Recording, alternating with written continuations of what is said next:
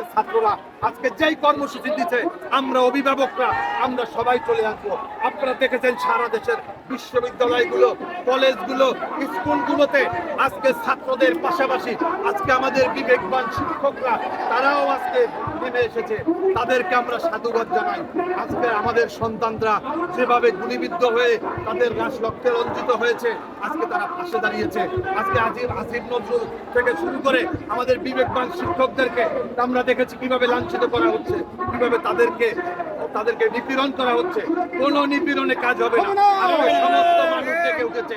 আজকে ছাত্র সমাজ যেভাবে জেগে উঠেছে, আজকে যুব সমাজ জেগে উঠেছে, ছাত্র কৃষক ছাত্র জনতা 1971 সালে যেমন আমরা একটি স্বাধীন বাংলাদেশের জন্য লড়াই করেছিলাম, আজকে আমাদের লড়াই আজকে বৈষম্যের বিরুদ্ধে। আজকে আমাদের লড়াই একটি স্বাধীন সার্বভৌম বাংলাদেশের লড়াই। আজকে আমাদের এই লড়াই ভারতীয় আধিপত্যবাদের বিরুদ্ধে লড়াই।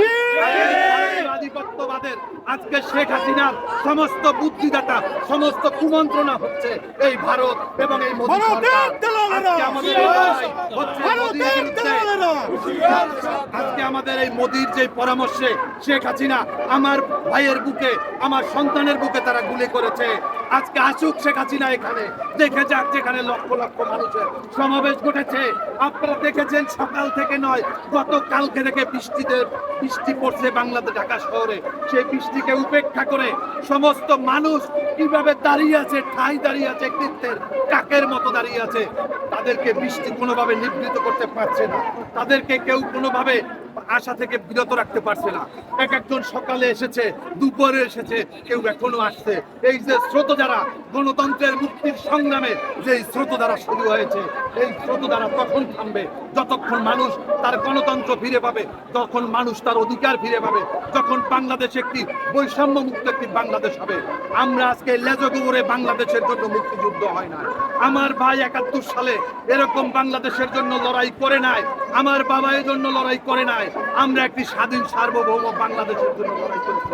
যেই বৈষম্যের বিরুদ্ধে আমরা লড়াই করেছি, পাকিস্তানিদের বিরুদ্ধে, আজকে আমাদের এই লড়াই হচ্ছে সেই আইয়ুবের প্রেতাত্মা শেখ হাসিনার বিরুদ্ধে। আজকে শেখ হাসিনা হচ্ছে সেই ভারতের দালাল, সেই আইয়ুবের প্রেতাত্মা, সেই ইয়াহিয়ার প্রেতাত্মা। আজকে আমার পায়ের বুকে সেই পাকিস্তানি হায়নার মতো বাংলাদেশের পুলিশ বাহিনী আজকে তারা গুলি করছে। আপনারা দেখেছেন এদেশের রাজস্বের টাকায় কিনা, আমার করের টাকায় কিনা বুলেট দিয়ে আজকে আমার সন্তান আজকে গুলিবিদ্ধ হচ্ছে, আমার বোন গুলিবিদ্ধ হচ্ছে, আমার মা গুলিবিদ্ধ হচ্ছে। কোনো মানুষের কোনো নিরাপত্তা নাই, কোনো মানুষের কোনো নিরাপত্তা নাই। আমরা সাধারণ মৃত্যুর গ্যারান্টি চাই। আমাদের এই আন্দোলনকে ঘিরে, ছাত্রদের ন্যায়সঙ্গত আন্দোলনকে ঘিরে যেভাবে গণ হত্যা করা হয়েছে, এখন গণগ্রেপ্তার চলছে, এর একটা শুরু হতে হবে। ছাত্রলীগের সন্ত্রাসীদেরকে ওবায়দুল কাদের লেলিয়ে দিয়েছে, এই সন্ত্রাসীদেরকে শেখ হাসিনা তাদেরকে লেলিয়ে দিয়েছে। আপনারা জানেন এই পুলিশ, র্যাব, বিজেপি, সেনাবাহিনীর এই প্রতিরক্ষা বাহিনীর প্রধান হচ্ছে শেখ হাসিনা।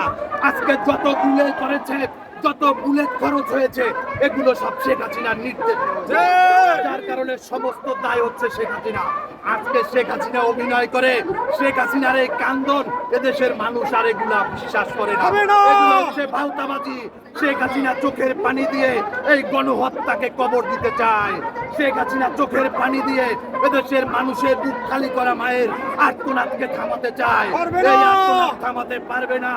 আজকে সারা বাংলাদেশের টেকনাফ থেকে তেতুলিয়া, রূপসা থেকে পাথুরিয়া, রাজশাহী, বরিশাল, নওগাঁ, পিরোজপুর থেকে শুরু করে সমস্ত জায়গাতে ছাত্র সমাজকে বলবো, যুব সমাজকে বলবো, এই আন্দোলন হচ্ছে বৈষম্যের বিরুদ্ধে।